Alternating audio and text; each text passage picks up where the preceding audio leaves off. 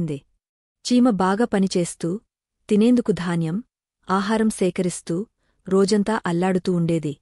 అది తన గూళ్ళో ఆహారం నిల్వ చేసుకోవడమే లక్ష్యంగా పెట్టుకుంది. ఇదే సమయంలో మిడత మాత్రం నిర్లక్ష్యంగా విందులు చేస్తూ, పాటలు పాడుతూ, మెల్లగా తిరుగుతూ సమయాన్ని వృధా చేసేది. చీమను చూసి మిడత నవ్వుతూ అంది, "ఓ చీమమ్మా! వేసవి మజాగా ఉంది.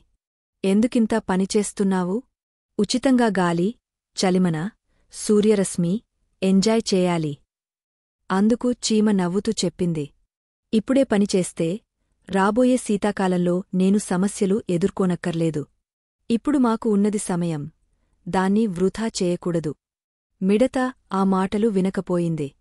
పాటలు పాడుతూ రోజులు గడిపింది. చీమ మాత్రం కష్టపడి రోజూ ఆహారం కూడబెట్టింది. కొన్ని నెలల తరువాత శీతాకాలం వచ్చింది. గాలి బాగా చల్లగా ఉండింది. బయట ఆహారం దొరకటం కష్టం అయ్యింది.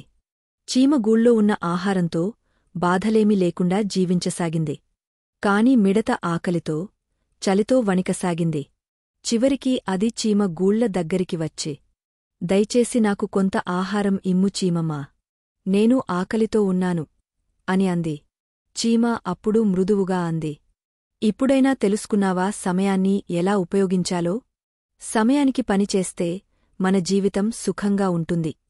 మిడత తలదించుకుని సిగ్గుపడింది. అది చీమను ధన్యవాదాలు చెప్పి, తదుపరి కాలంలో కూడా పని చేయాలనే సంకల్పంతో వెళ్ళింది. పాయం. సమయం విలువైనది.